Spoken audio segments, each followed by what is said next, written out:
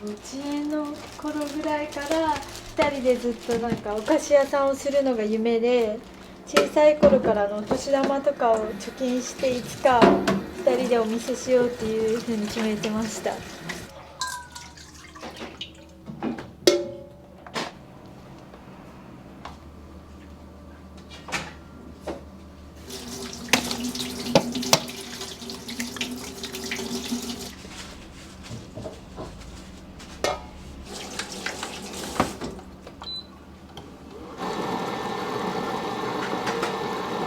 進路を考えた時にパティシエになることを考えたんですけども、自分たちでパティシエとしてお店を出すっていう難しさをいろいろ調べてて知って、お金もないし何から始めたらいいかっていうのが分からなくて諦めて OL になったんですけど、毎日 OL として日々を過ごす中で小さい頃からの夢だった2人でお店を出すっていうことを諦めきれずに、これから先 OL として働くのではなくて2人で一緒にお店を出そうっていう改めて話し合って、 OL をしながらお金を貯めて開業資金を集めて何らかの形で2人で始めていこうってことで決めました。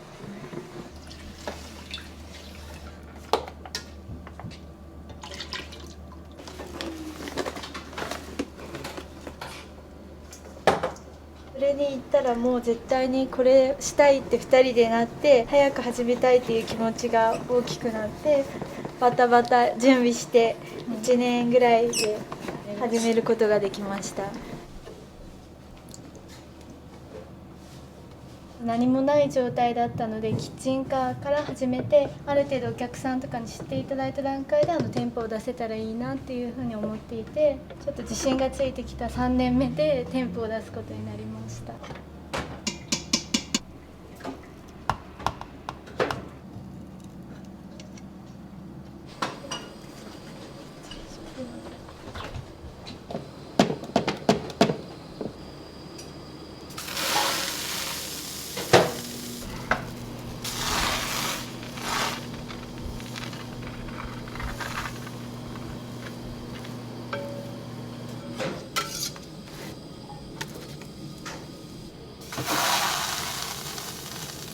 家ですんごい生地だけをたくさん焼く練習しました。ひたすら生地を焼きました。最初は食べてたんですけど、やっぱりその枚数じゃないので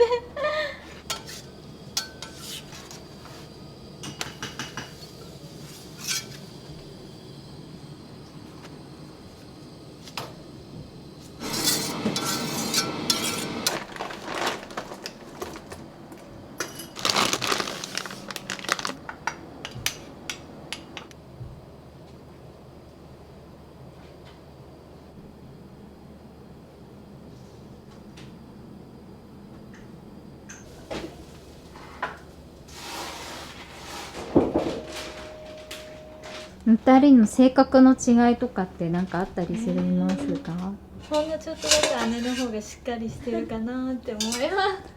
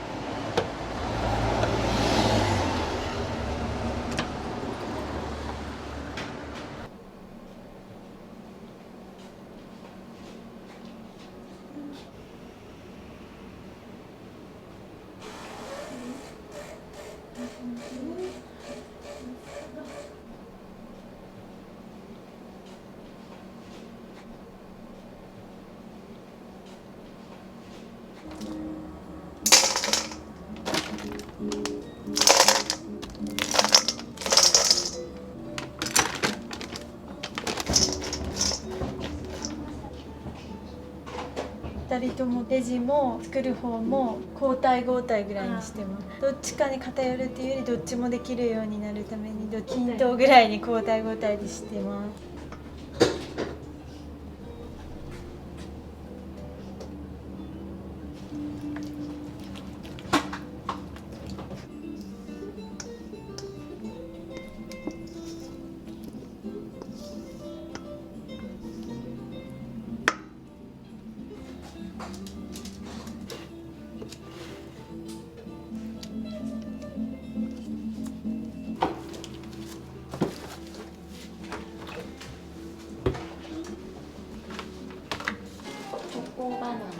コバナナを1つ。チョコバナナですか。はい、かしこまりました。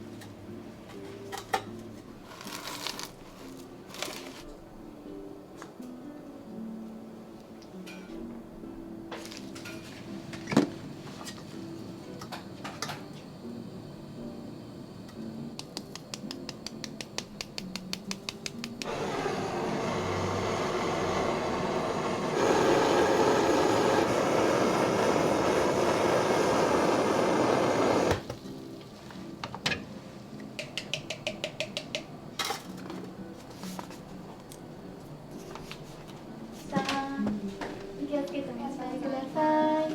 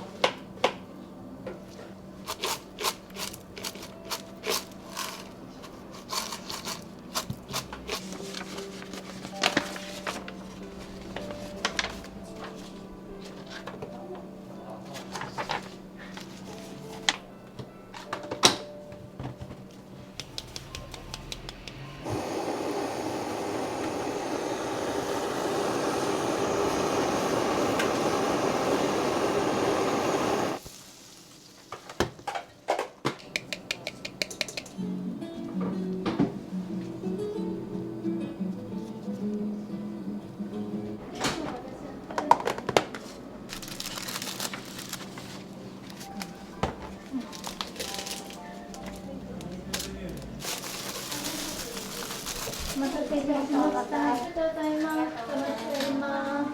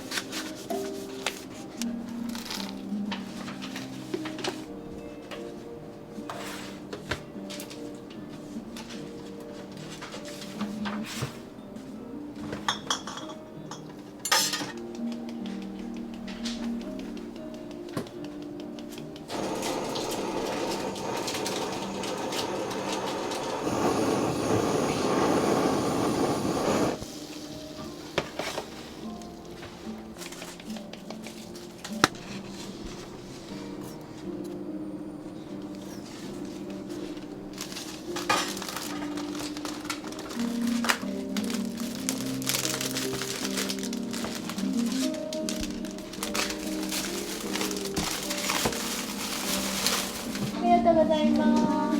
お待ちしております。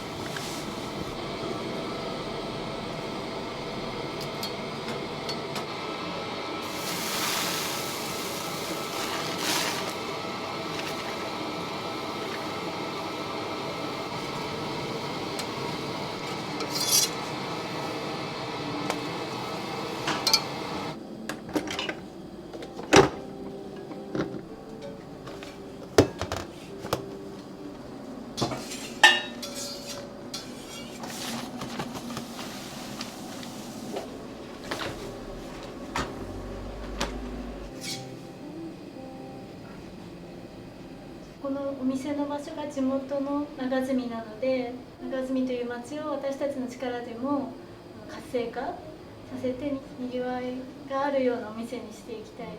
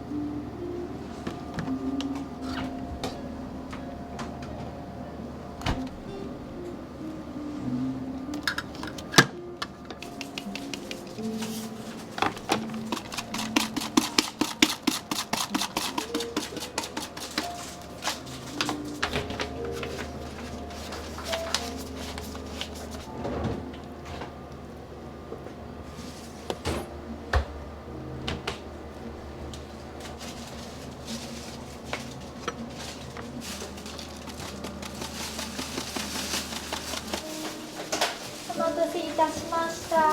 チョコバナナ2点ですね。お待ちしております。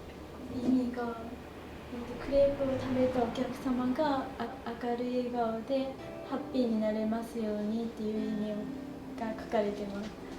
お店やるっていうのはどうですか？心強いですか？心強いし、一緒にいる楽しい2人でできたらいいです。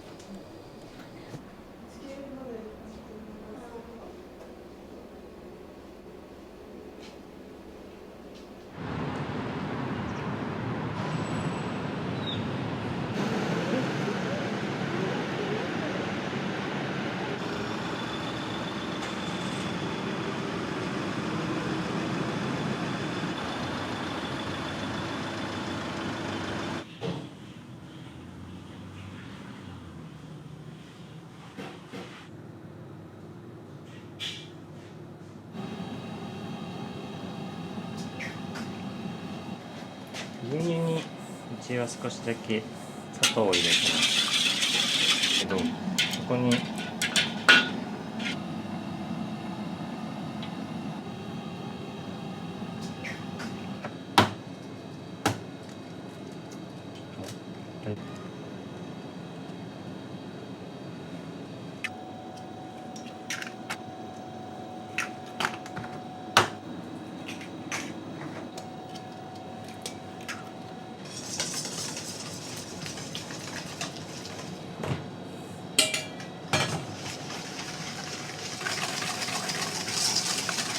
秘密の粉って入ってきますね。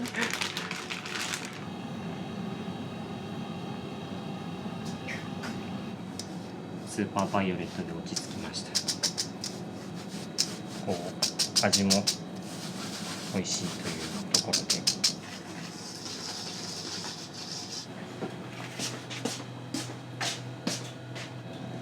最初はチョコを入れて、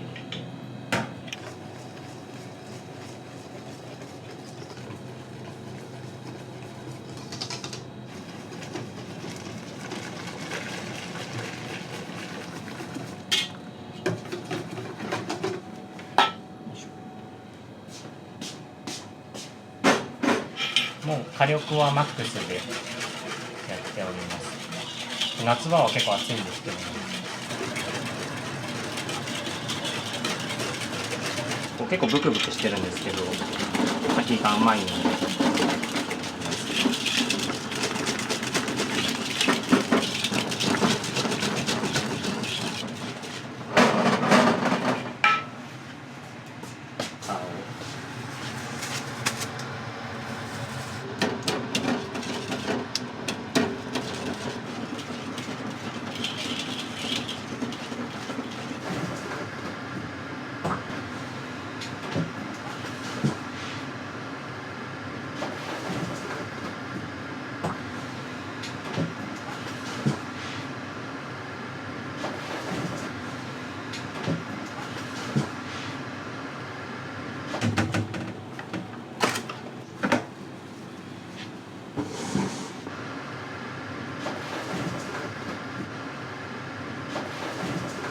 チョコレートの濃厚なムースとベリーのソースが入ってて、下がチョコレートのスポンジになってま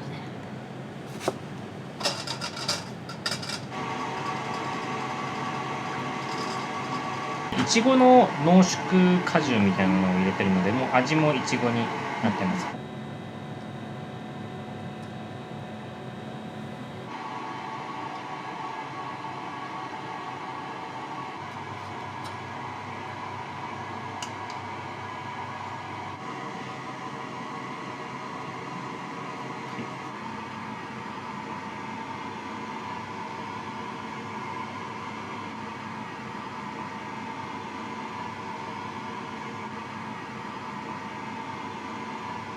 フォーチュン、幸運という意味を込めて、食べた人が幸運が訪れますように意味合いを込めております。最初僕適当に入れちゃう派なので、後で10時ギリギリになってこう場所をこ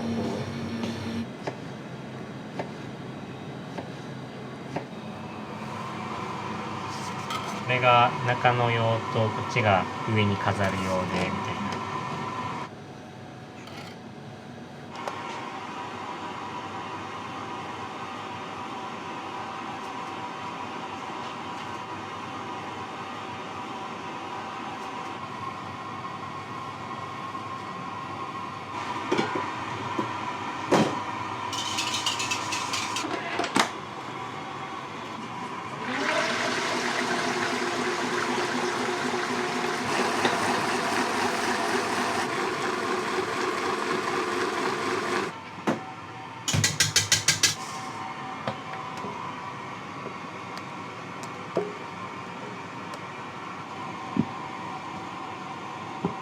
新卒でお菓子屋さんに入って23年目の時に自分のお店持ちたいなと思ってでちょうどその頃にコロナのタイミングがあったので自宅にいることがあったのでその時にお店オープンするためには何が必要かってちょうど考える時間があったので明確な自分のビジョンと計画を立ててそのために必要なことを揃えていったみたいなところでオンライン販売を僕は焼き菓子のオンライン販売をしていてそれがありがたいことに好調だったので26歳で独立という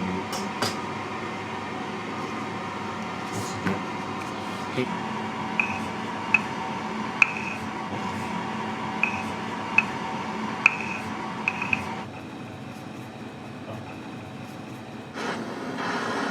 8等分が僕すごい苦手でした。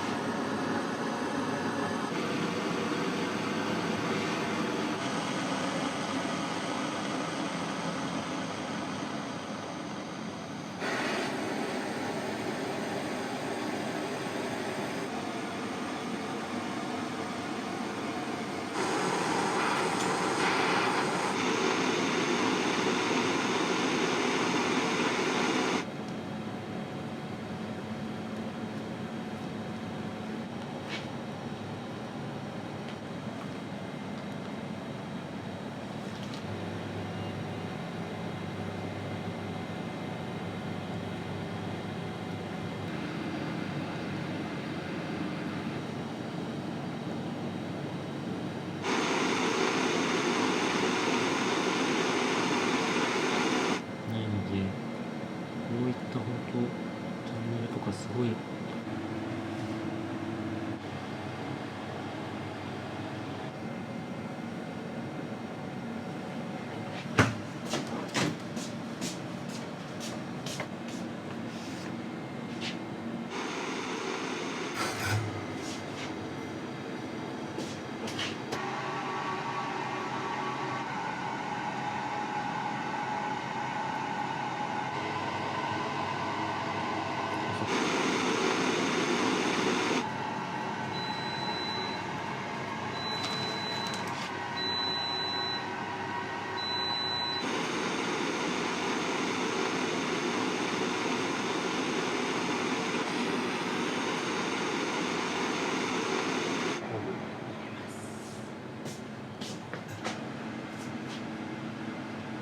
大体1時間ぐらいかけて焼き上げます。ち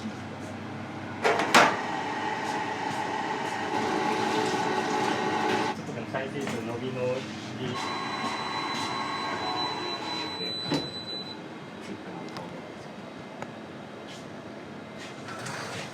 こんな感じで。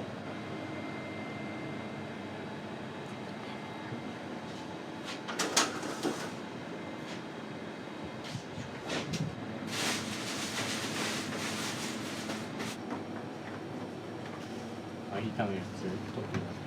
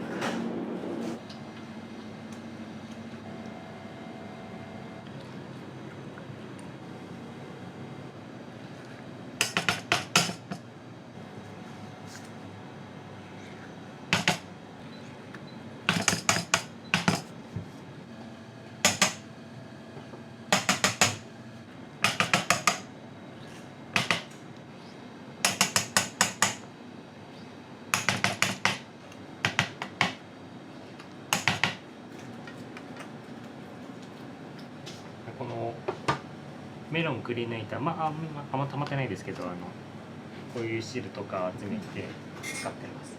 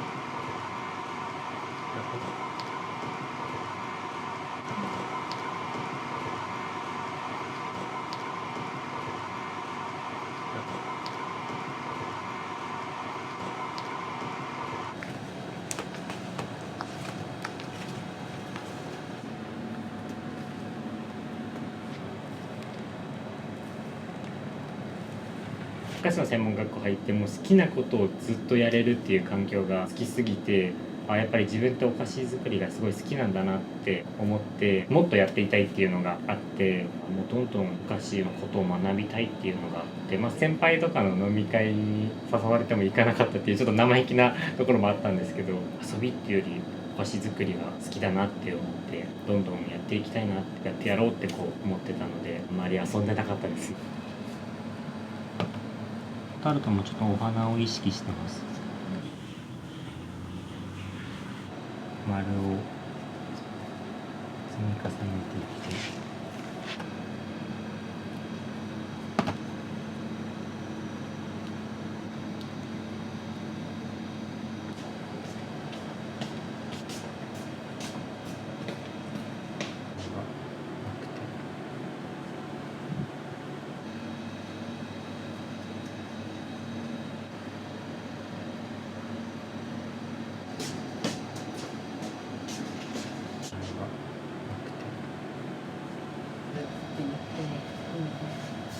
結構でも来てるね。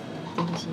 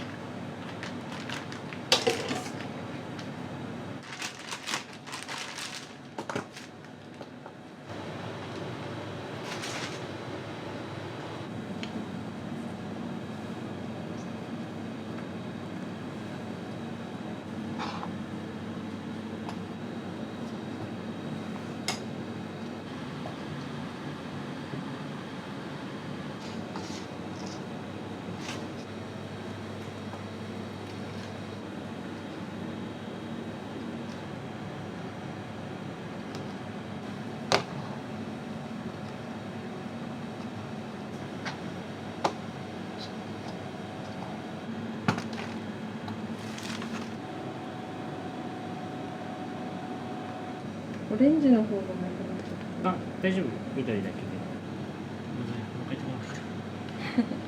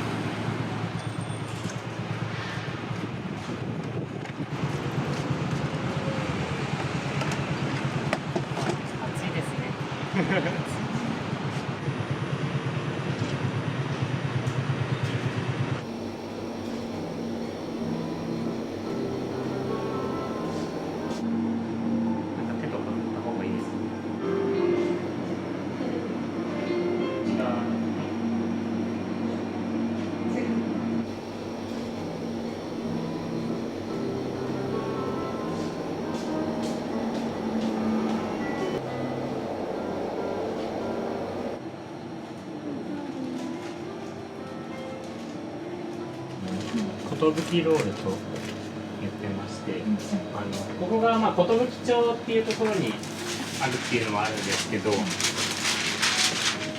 おめでたいものなので、寿がそういうおめでたいことに使っていただけたらいいなという思いも込めて寿ロールという名前にしております。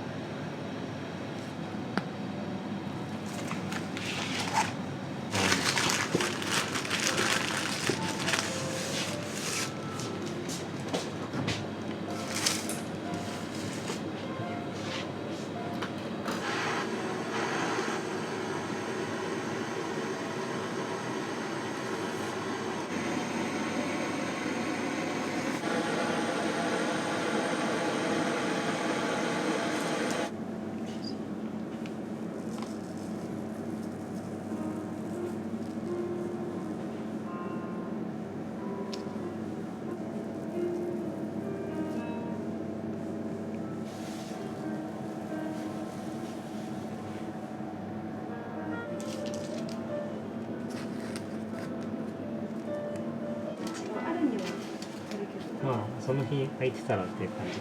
大丈夫。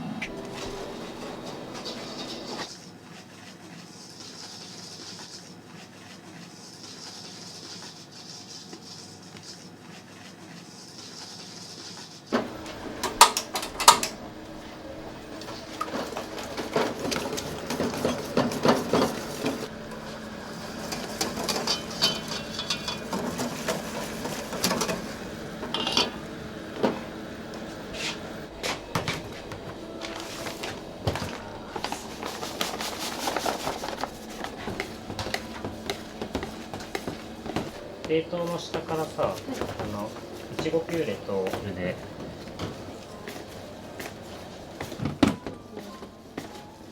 なかったら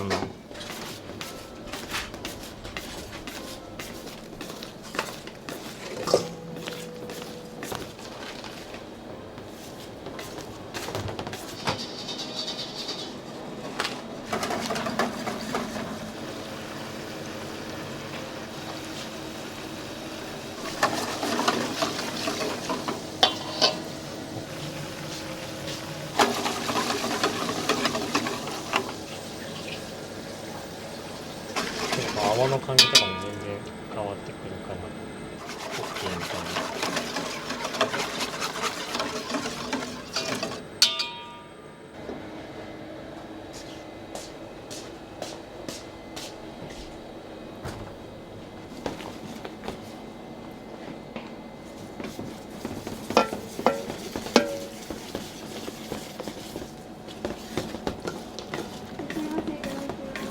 一回お客さん受けます。すいません。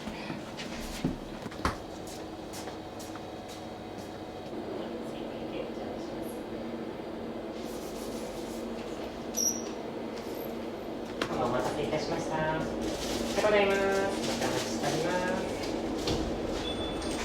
っていう感じでいろいろやりながら仕込むみたいな感じの日々です。一人だと大変ですね。大変ですねと言っちゃうとなんかあれですけども、自分で選んだ道なので。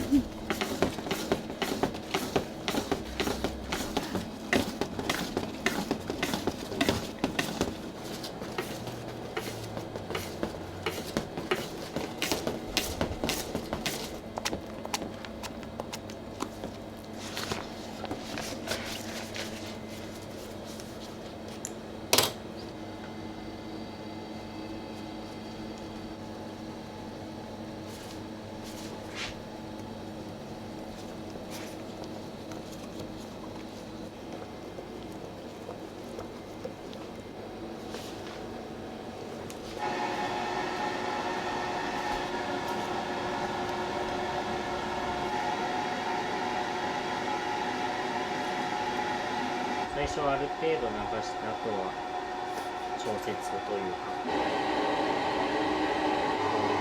お金を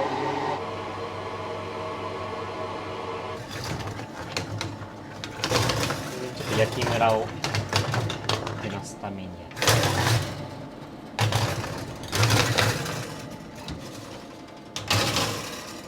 る。180度で焼いてるのですごいもう軍手がめちゃめちゃ熱くて。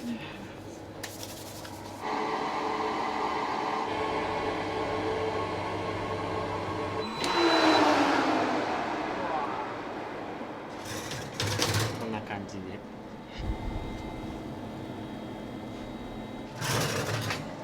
なんかもし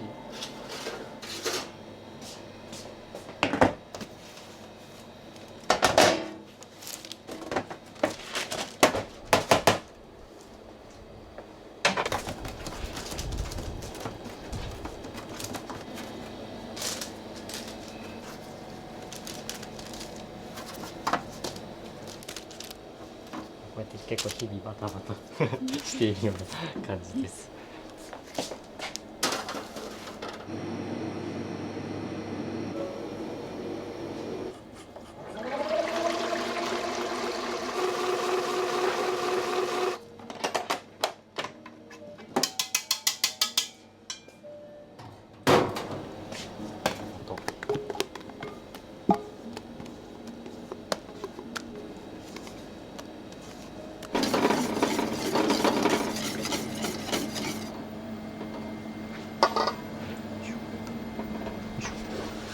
いちごのピューレ単体よりもちょこっとフランボワーズを入れると色気のある味になります。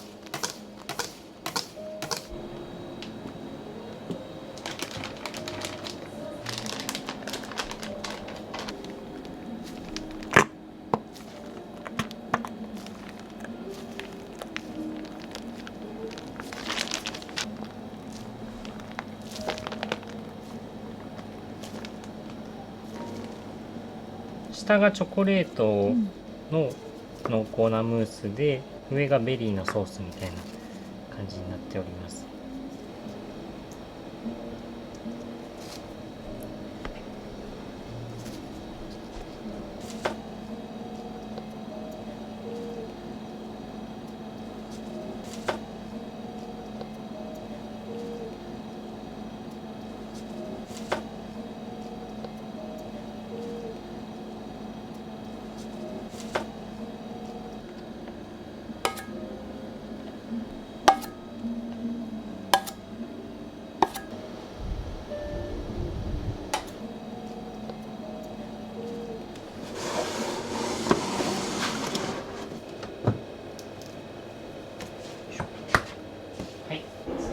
あ、全然、はい、大丈夫です。はい。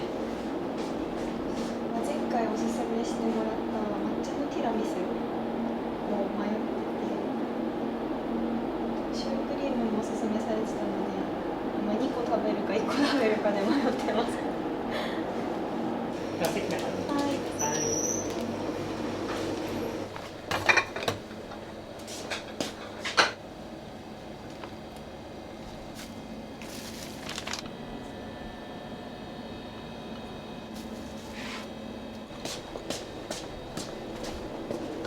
ありがとうございます。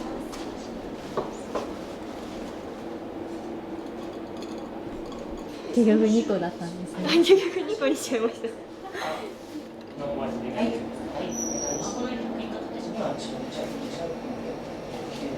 ゃあそうですね。これゼリー。味どうですか？美味しいです。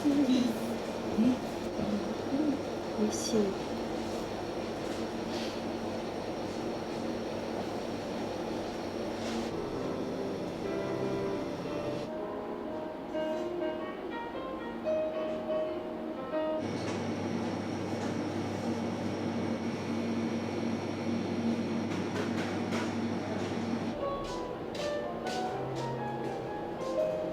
ありがとうございます。またお待ちしております。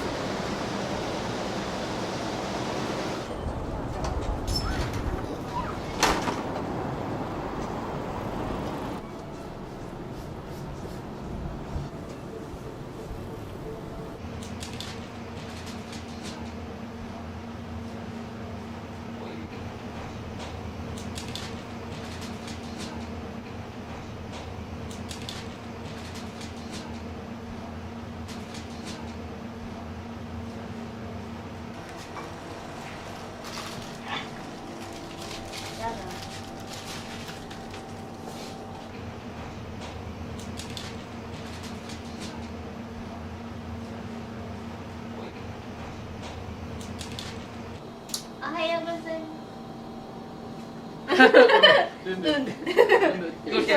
す。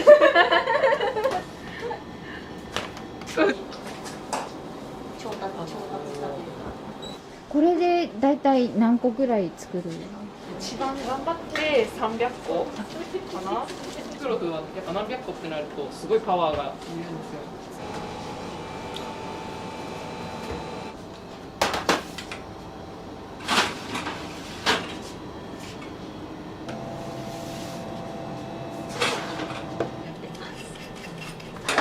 用意してます。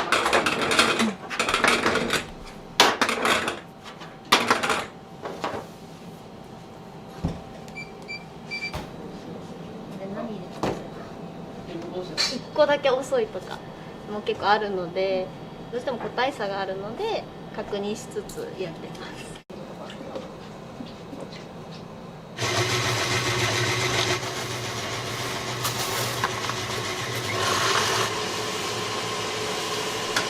クグロフの焼き上がり後にシロップとバターを塗るので、バターを溶かそうとしてます。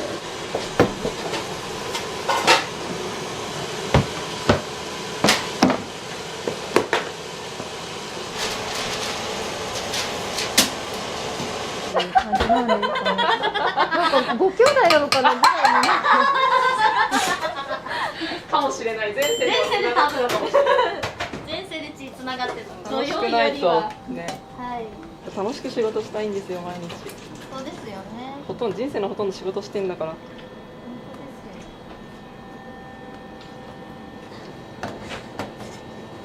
当ですよ。大丈夫です。大予防だから。寝違えたとこ。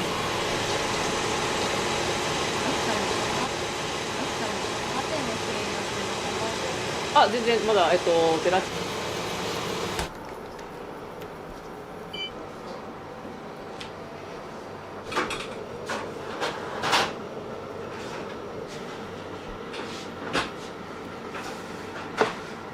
スフレチーズって結構ふわふわシュワシュワっていうあれなんですけど、少し重さも欲しい。1個食べて割と満足できるスフレチーズケーキにしたかった。スフレチーズを買い慣れてる人がまずケーキ持った時に重ってちょっと思うと思うんです。でも口どけはそんな重たくないっていう。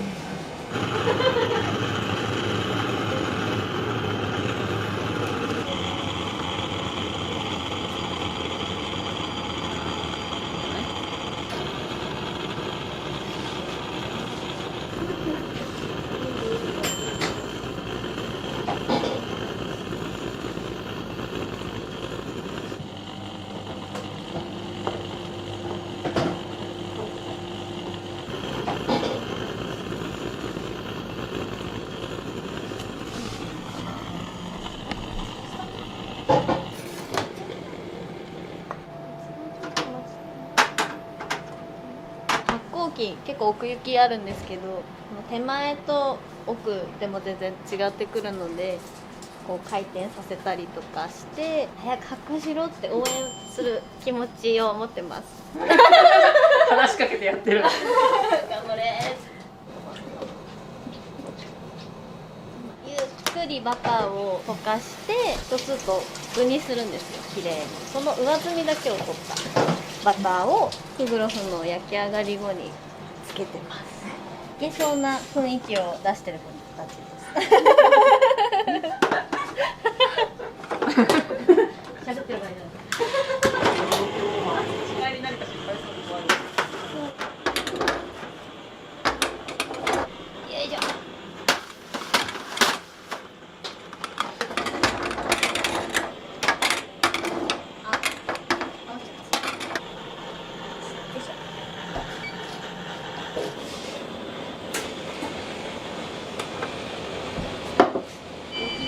かわいい。かわいい。かわいい。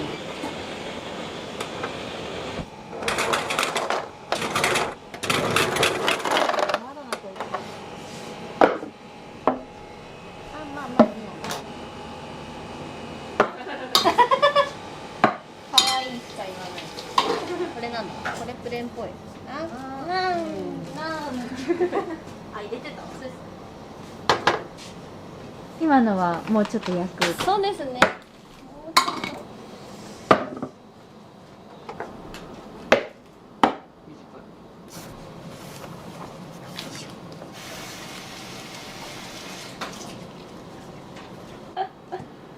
綺麗な。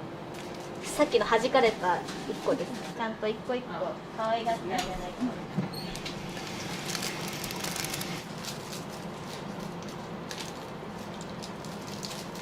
オレンジフラワーウォーターの香りをつけたシロップ。温かいうちにつけるとなんでしょう、冷めていく時にこう吸ってくれるので、これがバニラのシロップで鞘を入れてます。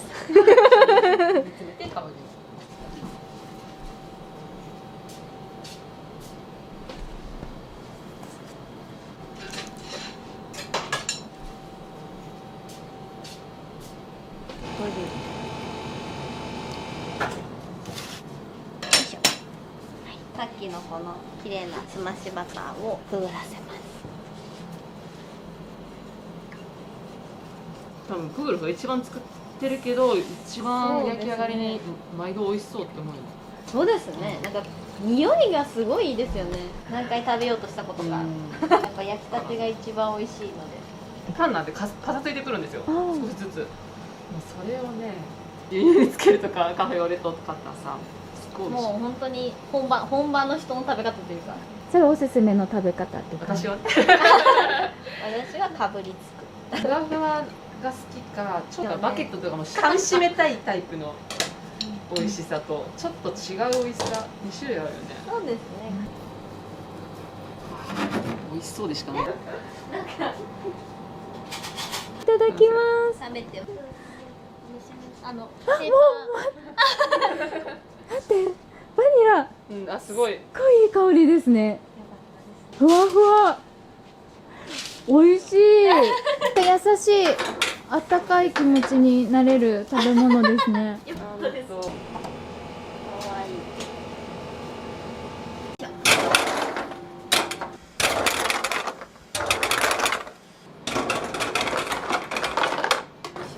い。ね、危ない。あ、こっち危ないよ。あ、ちょっとあるんです。この暑さは慣れない。暑い。タラリン、よし。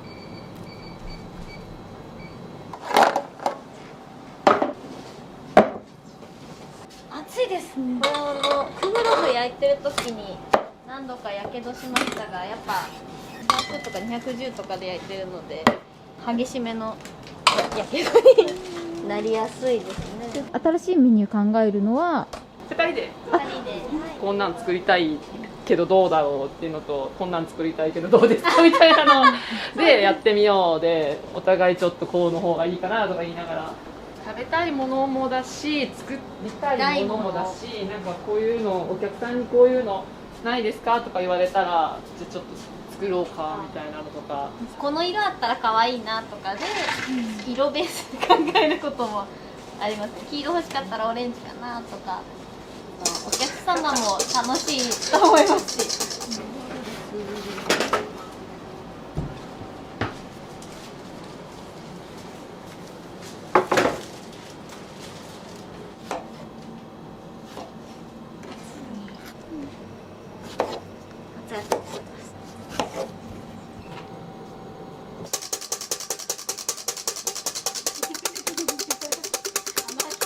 両方動かしてますね。そうそうそう手と口。手と口。今から黙々と。あ、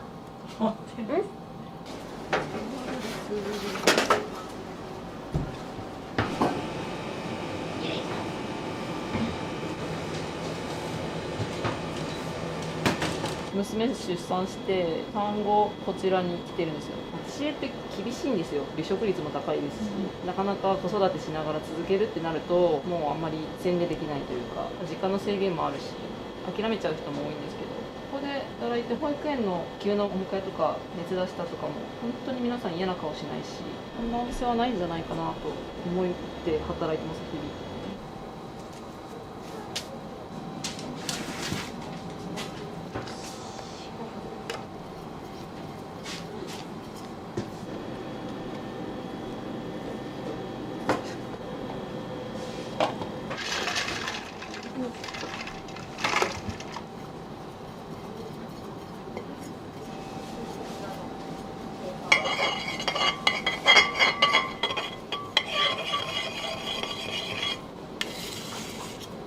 人間関係で仕事って楽しい楽しくない決まってくるじゃないですか。でそれが楽しくないともういいもの絶対作れないんで、ましてやケーキなんて絶対作れないと思ってるんで、私が多分楽しく作っていいもの作ろうがお客様に伝わって、お客様のなんか喜んでるのがまたこっちに伝わってみたいな連鎖が生めるお店なんじゃないかなと思って働いています。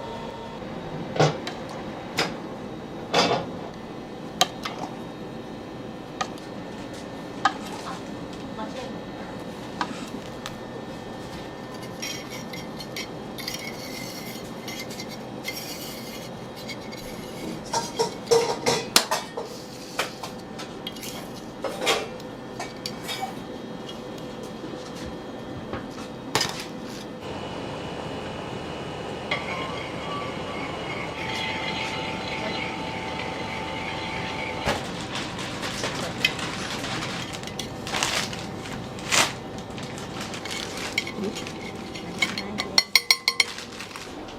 バの味噌煮食べたい。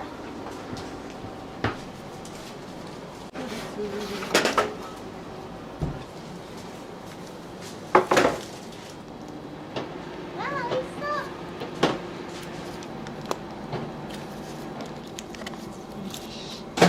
そう。サワーチェリーを一緒に焼いてスタードパイになります。最近作り始めた。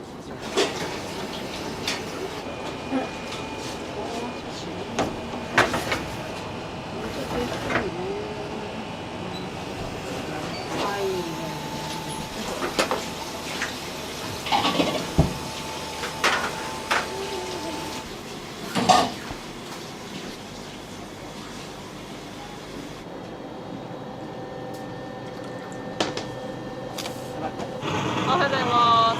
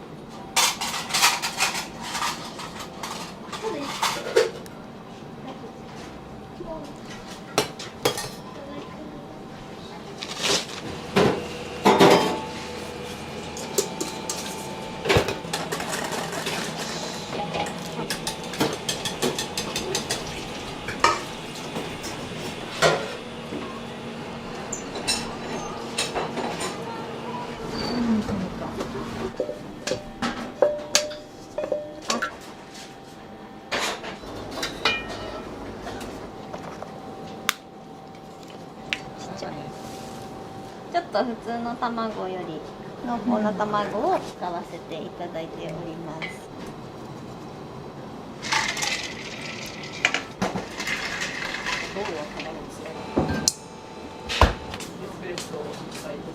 落とすとことか。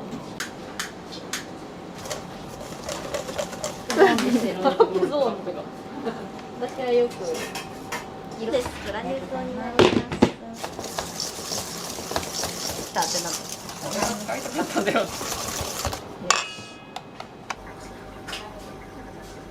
あれでちょっとこぼしてこう。何の方向へ。力が有り余ってる。あ、手前にくっついてないのを寄せた。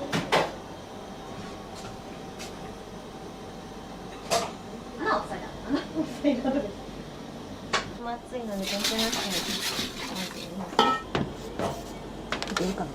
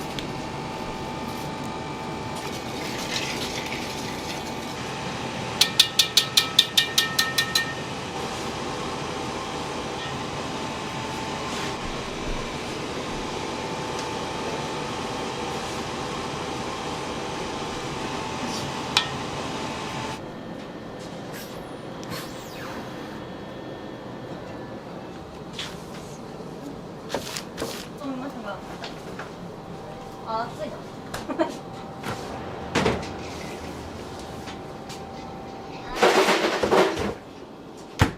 しながらがいいですね。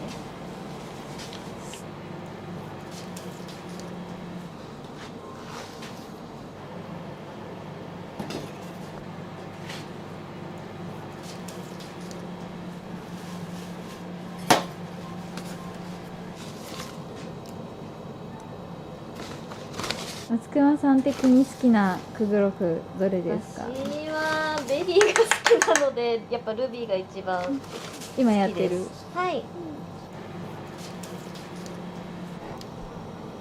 可愛いんです。私はプレーンですね、プレーンはもうずっと付き合いが長いと派生させていろいろ味を決めたりしてるんで、基本のもの魅力が一番分かりやすい感じがするな。でバニラだから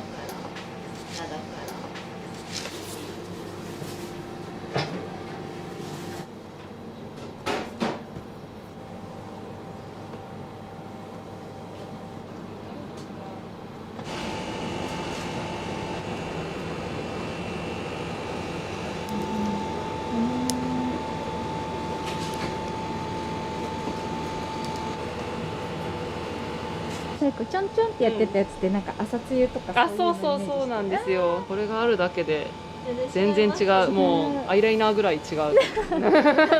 主役全然違う。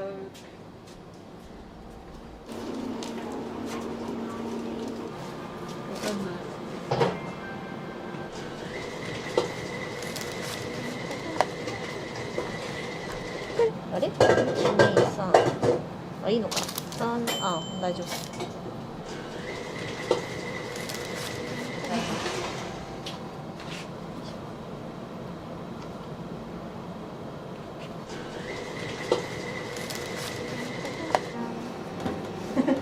全部い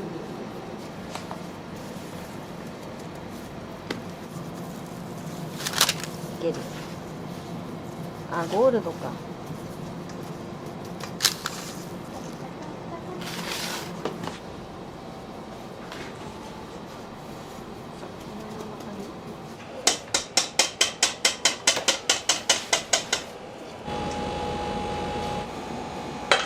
初めてやってしま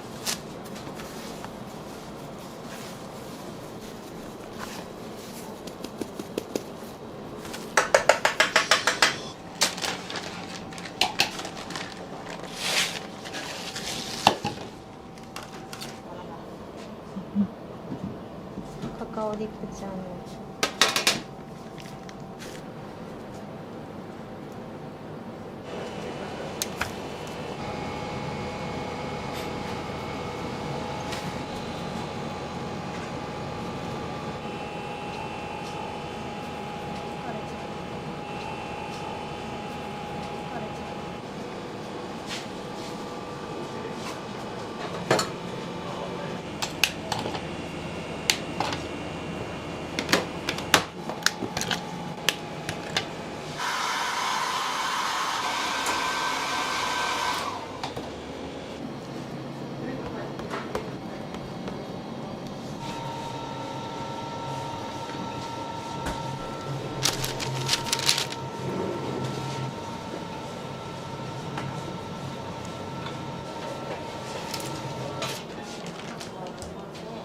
昆布です。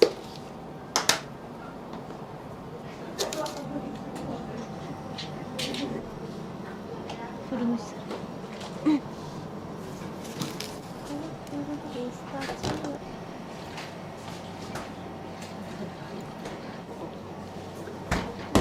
並べて。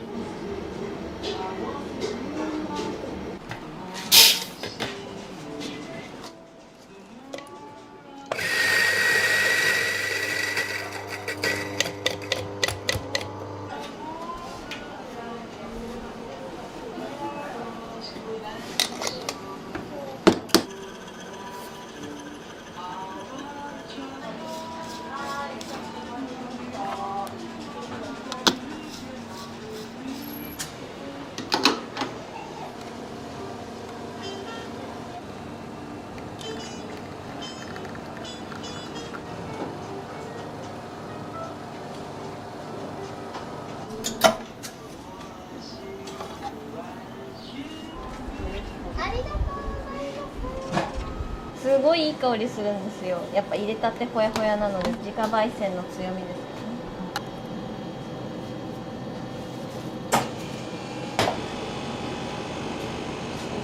大きさが激しくてはい。強いですか。すいません。ありがとうございます。ありがとうございます。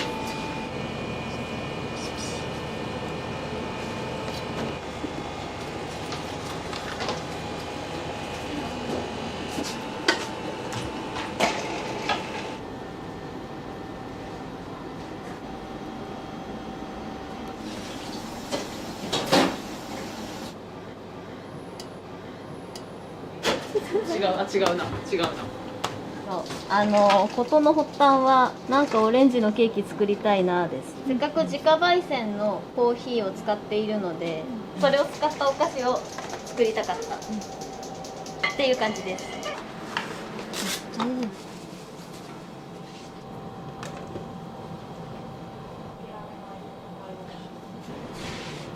しようか。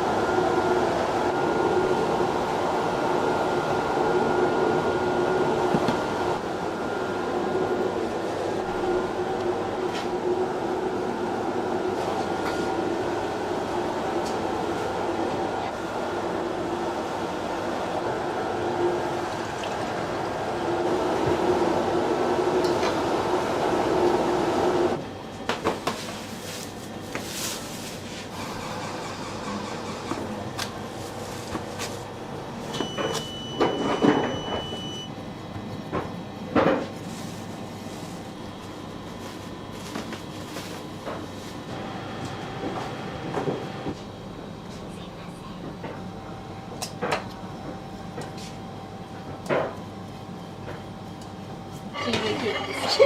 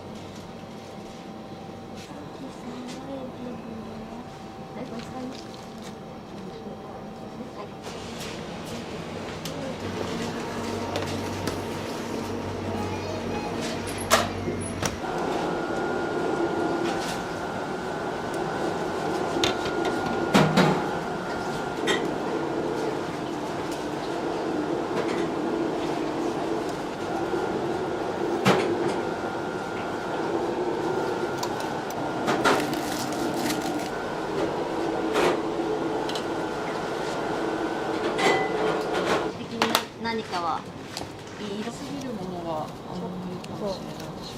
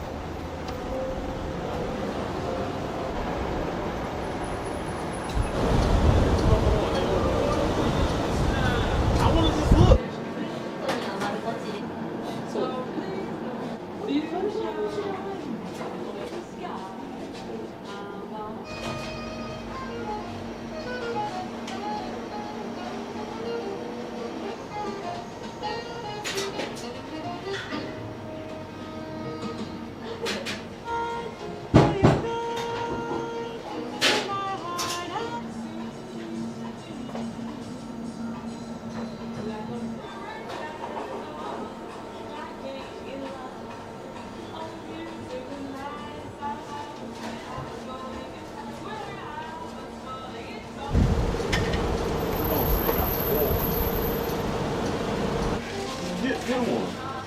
You don't want to do look things Yeah, that's the purpose on the box. You don't really want it. Yeah, so come on. It seems like really fragile.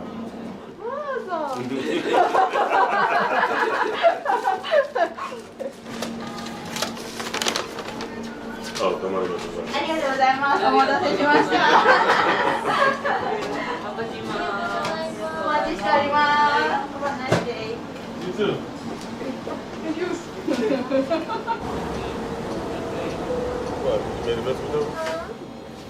小麦粉と砂糖、これはイーストです。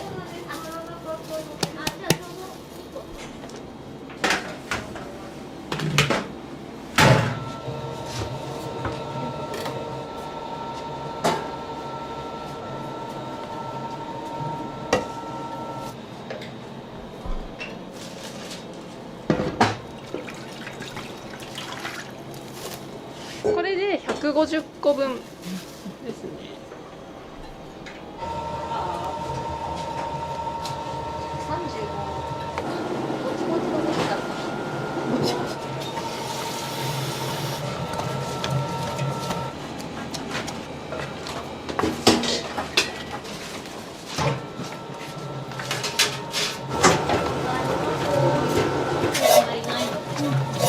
クグロフはお菓子っていうかパンの一種になるんですか？スト菓子みたいな感じです。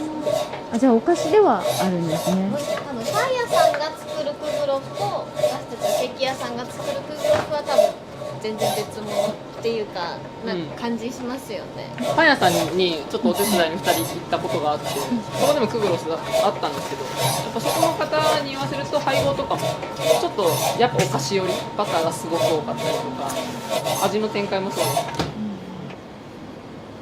寒いからな。入れようか。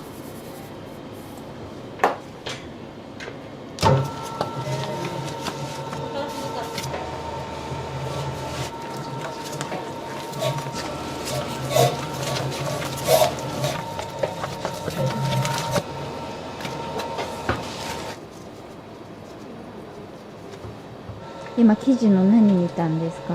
あ、グルテンをどれくらいこう出てるかなっていうの、膜がこう伸びてるような、手袋がもう透けて見えるぐらいだったらもう大丈夫の合図なのです。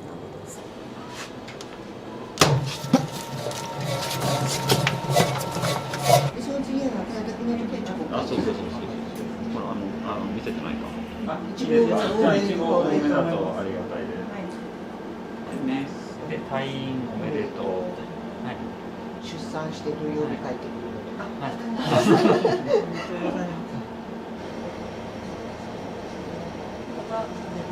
はい。ありがとうございます。お世話様でした。ありがとうございます。ありがとうございます。これ楽しそうじゃん。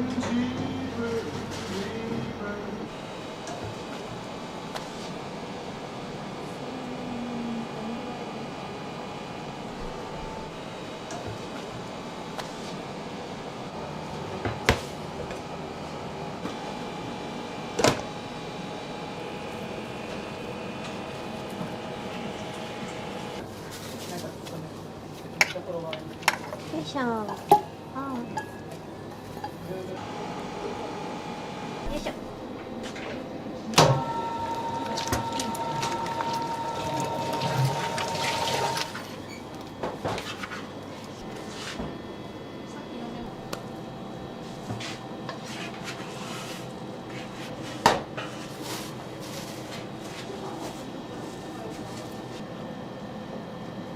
今日久しぶりに名前つけます。これはバニラとオレンジピールが入って、さっきのバニラの生地になりますね。忙しい時とかは迎えに来て、また来て、こうみんなに会いたがって。すごい可愛がってくれてるんですね。じゃあみんな赤ちゃんの時から結構知ってるから。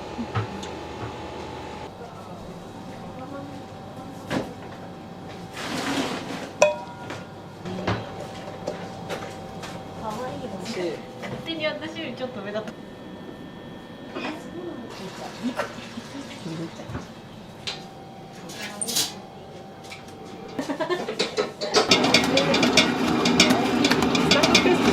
料とか着色料入ってないやつなので、どうしても優しい色になるんですけど、それの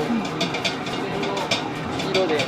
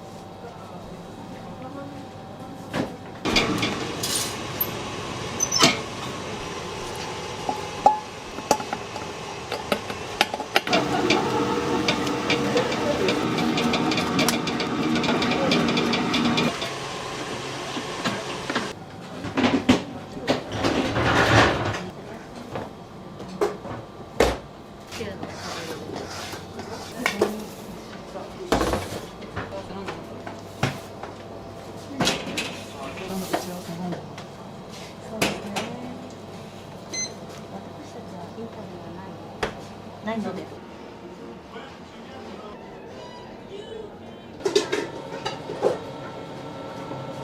コウノトリの焼き印をして仕上げるクッキーを焼きます。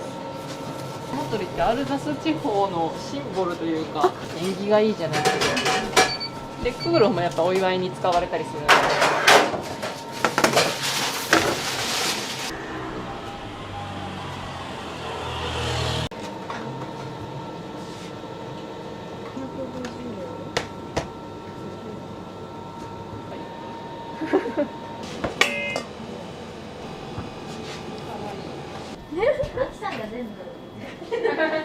窓とそこの扉とか開けるとずっとみんな笑ってますね。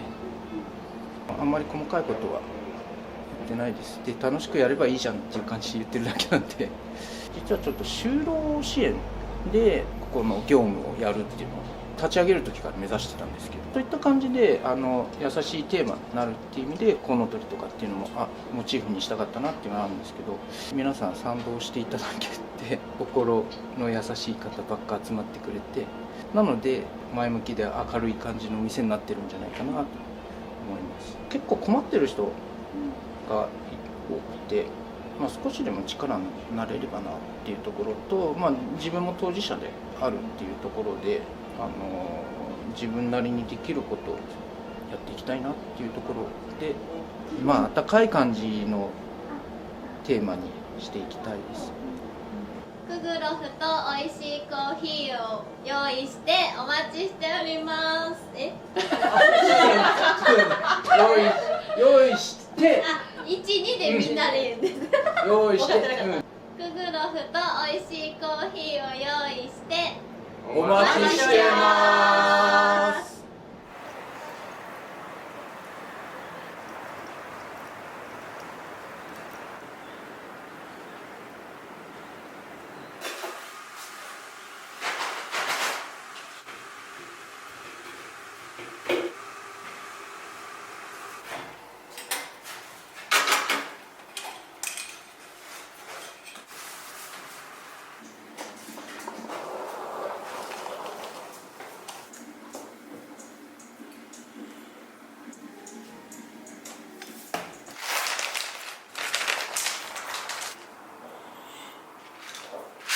ちょっと欠けてる豆とか入ってしまうとあまり美味しくなくなってしまうので。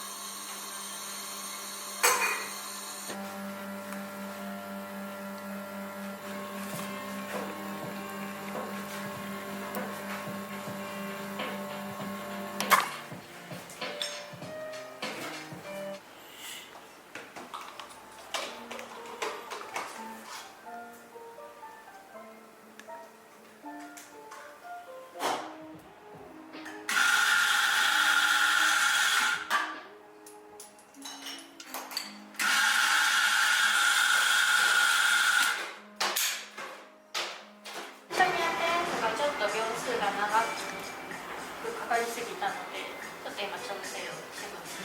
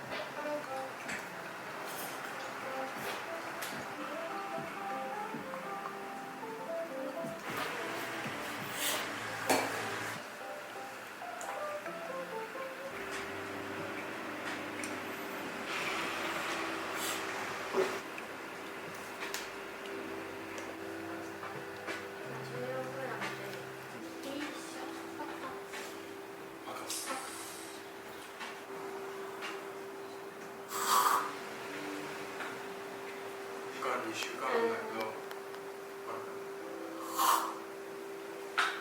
コーヒーの中にガスが溜まってるので、それをガス抜きがだいたい1ヶ月ぐらい経った頃が飲み頃。まだちょっと2週間ぐらいしか経ってなくて、ガスが多いっていう話をしてます。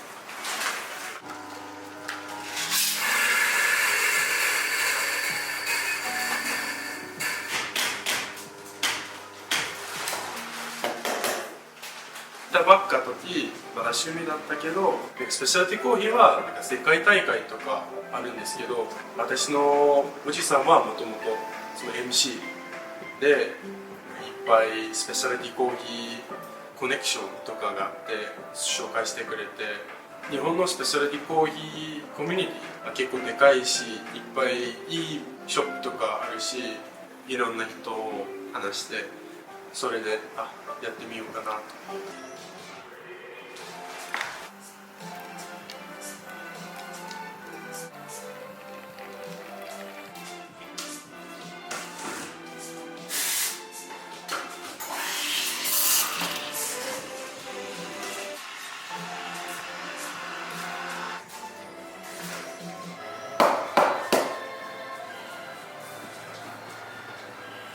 これはなんかアートを作らないような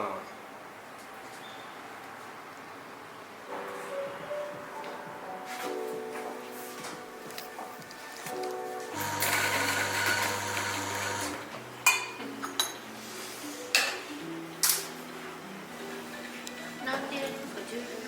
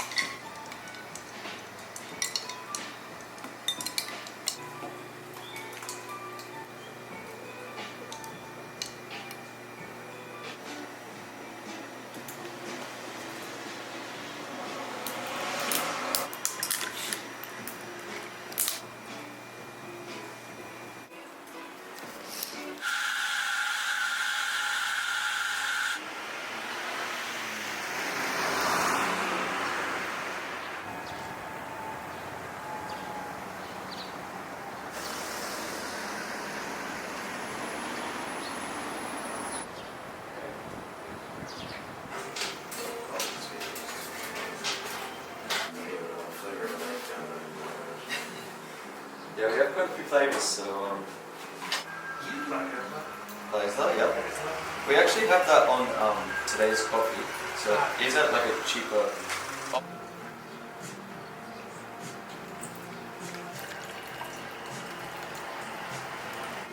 Red is like closer to like less of a wash on the bean. And were you gonna pay separately or? I'll take a seat there.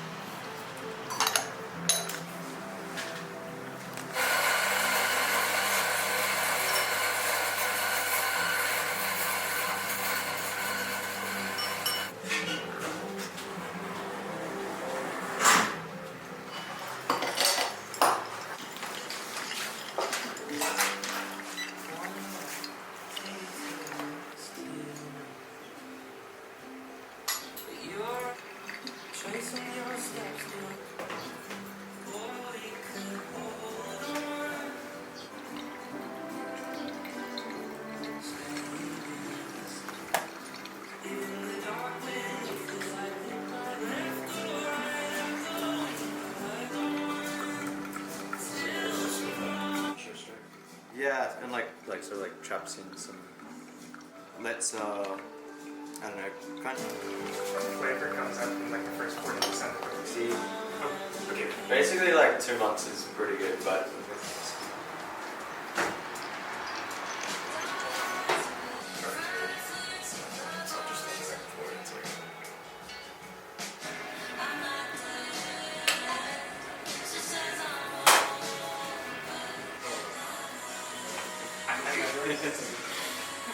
Thank you.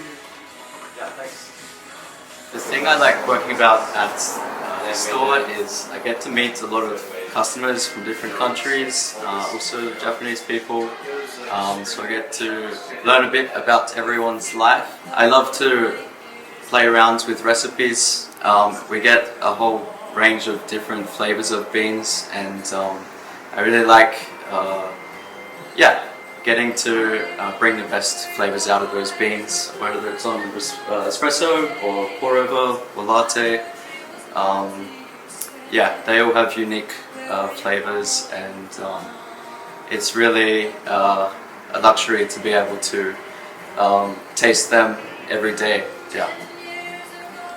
Probably something else. They're all like got different.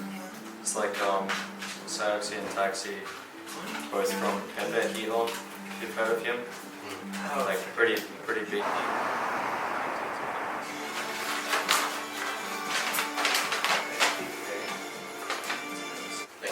Thank you. No worries. Thank you so much. Thank you. Thank you. See you next time.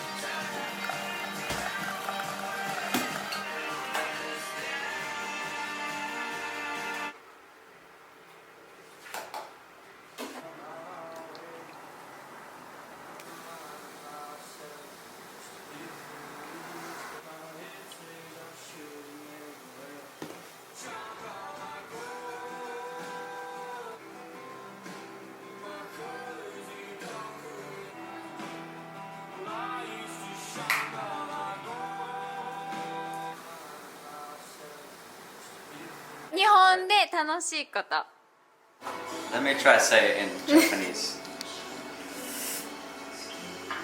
I like exploring the countryside and surfing on the coastlines of Chiba.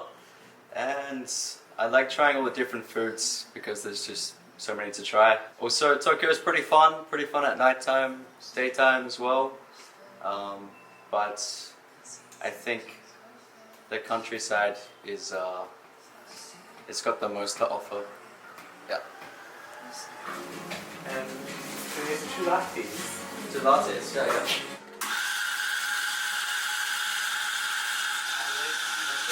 Adelaide. More.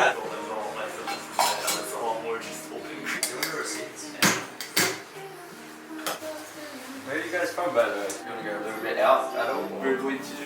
And you? From Australia. Enoshima? Yeah, how are you finding Tokyo? Imperial Palace. Oh yeah. Okay. You can see Mount Fuji sunset. You can kind of speak it. Oh yeah. It's a beautiful place. Even if it's No, same phrase.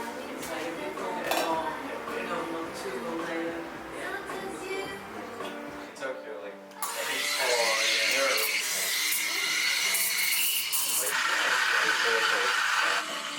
but I highly recommend to like for a bit and take a train to Enoshima. Yeah. It's about 20 minutes. How did you guys find this place anyway? Just good enough. Literally, we were walking over and just look at. I'm assuming it's relatively new then. Yeah, it's like almost a year old. Okay. Okay, we're gonna be doing that now. You can see the beach as you're like going along the train, and that takes you to Enoshima, and then Enoshima. Yeah. It's like the beach. So. I see like the beach in Japan though. Japan is more like. I know, it's been interesting. No, thank you very much for that. We'll definitely check it out. So. Yeah, thank you very much. Thank you.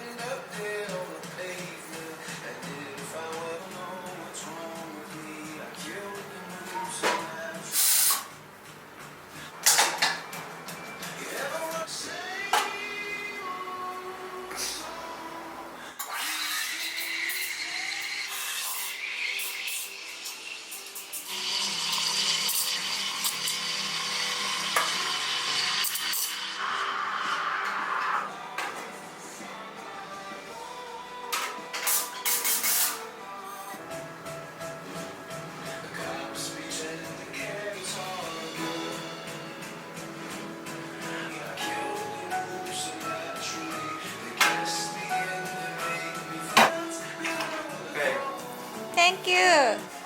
Okay.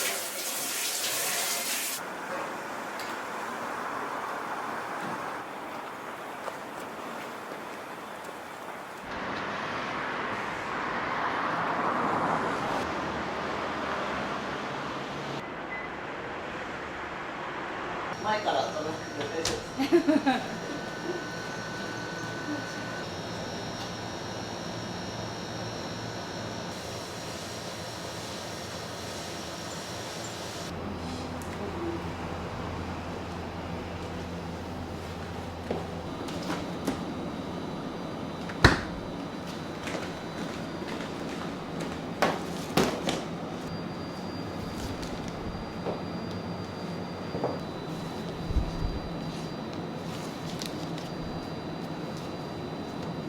ブラウニーは作ったらすぐ出すというわけではなくて、なんか一晩寝かせるという。はい、寝かして出してます。大体いつも何種類ぐらい出されてますか？大体12種類ぐらいでやってます。今だったらチョコミントとコーヒーが季節限定で出てます。新作チョコミント。大体いつぐらいまで出されるんですか？1ヶ月あるかなって感じです。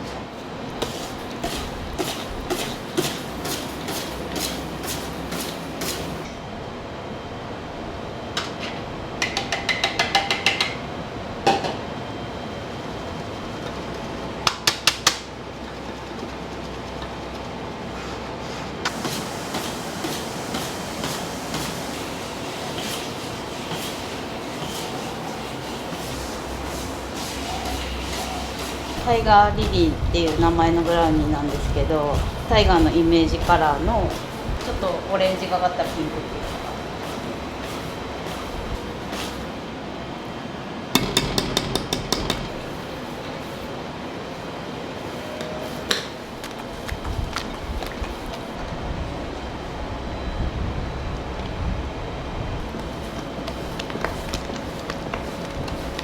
お店の名前はどういう風につけたんですか？タイガーリリーっていう花あるんですよ。響きが好きだったんです。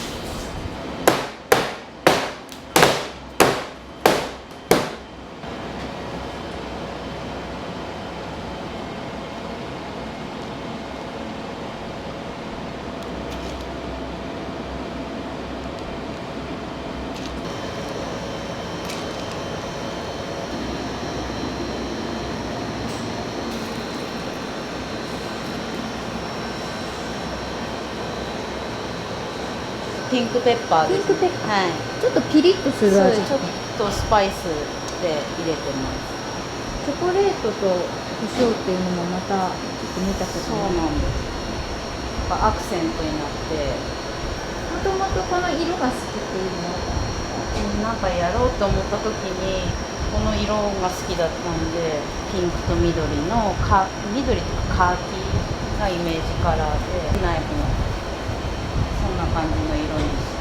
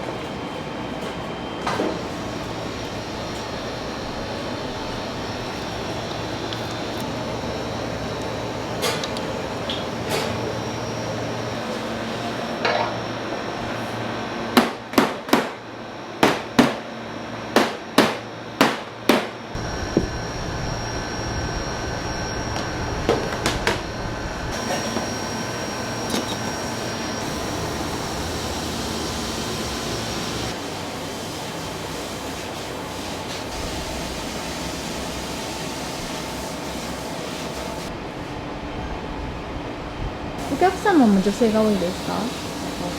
意外に男性の方も多くて、女の方にあげるときにすごい喜ばれたとかっていうのはよく聞きます。プレゼント用に買われる方と。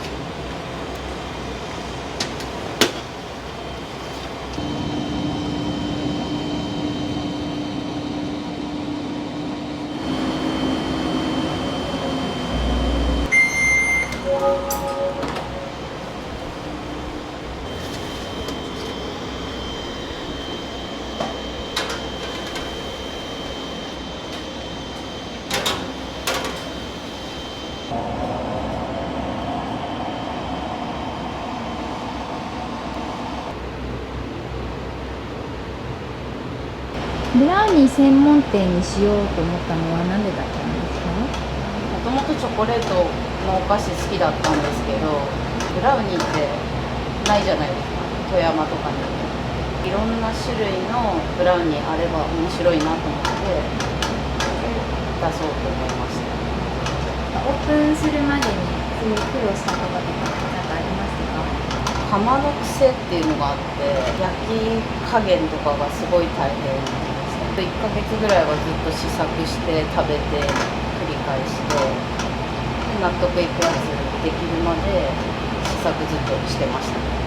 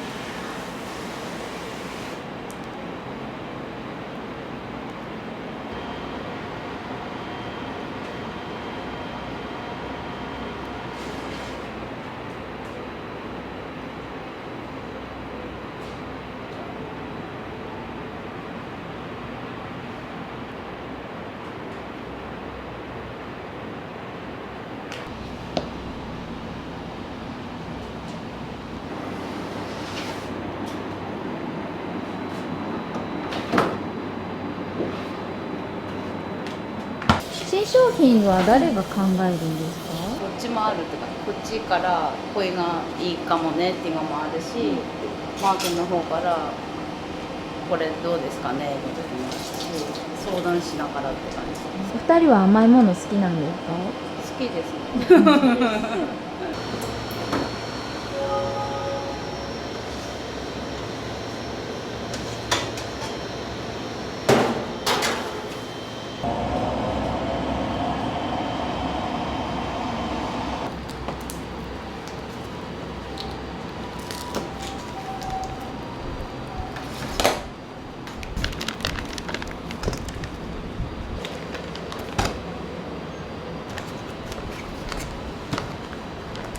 新しい商品とか考える時って、自分たちが食べたいものとかそういうのからいくんあ、ですか？そうですね。自分たちが食べてみたいやつを作ってみたりして、クリームリリーはいつぐらいからできたんですか5月の？5月中旬。中旬から出たばっかり。クリームリリーは本当冷やして食べた方が美味しいから、夏場になんかちょうどいいなと思って。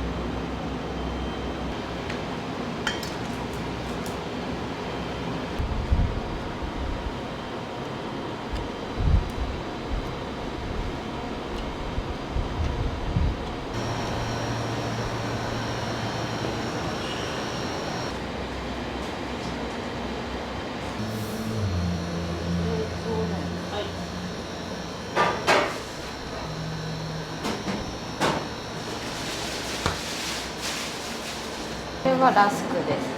切れ端使ったラスクです。全部の種類のラスクができるってことそうですね、全部の種類あります。売ってるのはなんかランダムにいろいろ入ってるんですけど。一袋の中にいろんなのが入ってる。そうでいろんな味入ってます。今ではもう人気商品です。そうですね。持ち運びもすごいしやすいし。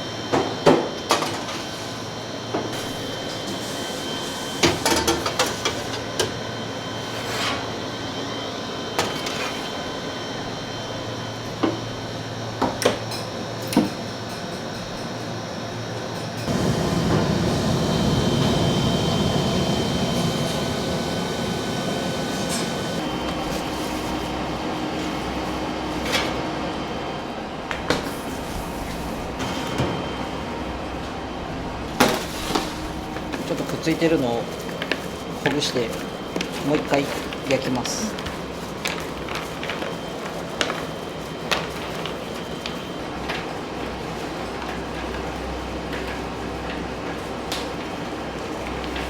2回焼くとどういう食感に変わるとかってあったりしますか？今まだちょっとだけしっとり残ってるんで、完全に水分飛ばしてザクザクの食感にしていく感じですね、2回焼くのは。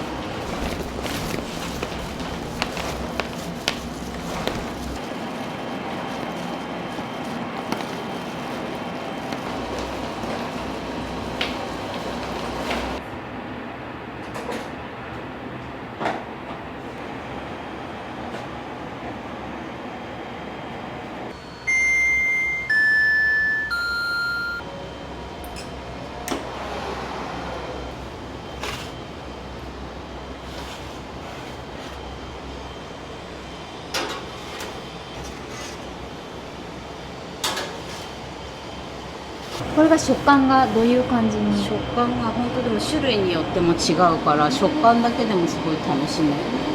ちょっとぎっちりした感じのもあれば、軽い感じで食べれるやつもあって、種類によって本当食感全部違います。なんかお店を他にもやられてるっていうのをちょっと見たんですけど、なんかされてるんですか？近くで定食屋さんやってます。定食屋さん、はい、どういうメニューそこでは出されるの？定食なんですけど、結構ボリュームある、タイガーとは全然違うタイプの食堂です。タイガーリリーとその定食屋さんはどっちが先だったんですか？定食屋さんの方が先です。マルコは今6年目に入ったところです。タイガーが2年目に入ったところです。もともとお菓子の専門学校に行ってたので、お菓子はやりたいなと思ってたんですけど、本当ちょうどいいタイミングでマルコの近くの店舗が開いたので、それでお菓子屋さんやろうっていうふうになりました。専門卒業してからもう12年間ぐらいお菓子屋さんでずっと働いてて、でそこからマルコやって、でタイガーなんですけど、なんかお菓子触ってなんか十何年間触ってて、食堂やりだしたら次またお菓子やりたくなってきてっていうのでタイミングがあったんで、タイガー出そうと思いました。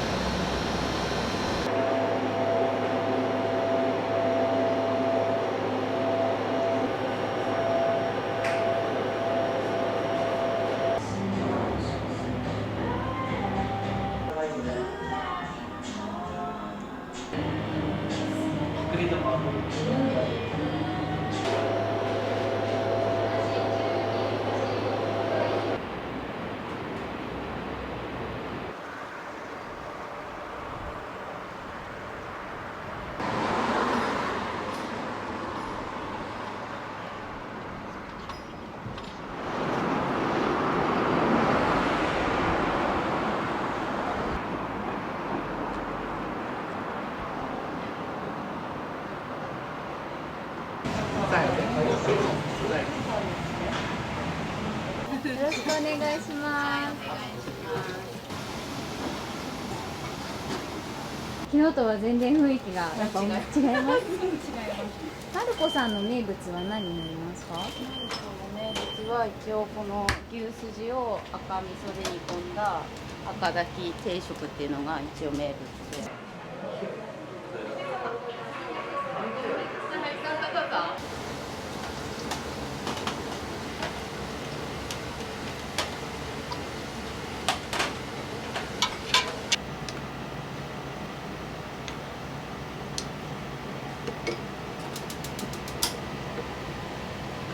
赤炊きはどうしてそういうメニューが出来上がったんですか？私が学生の時に名古屋に住んでて、赤味噌がすごい好きで、富山にもあったらいいなと思って作りました。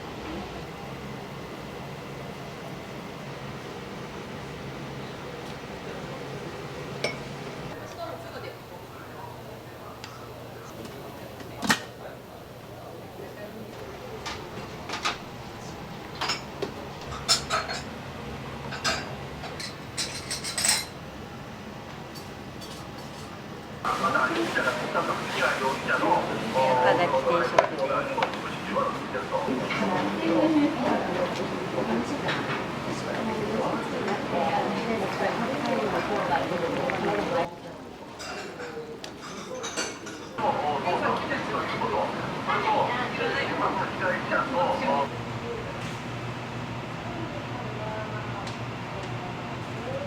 軽食がすごいもりもりだっていうのを見てますそうもりもり食べられる男性の方が多いので、だんだんとちょっと多くなってきたっていう感じです。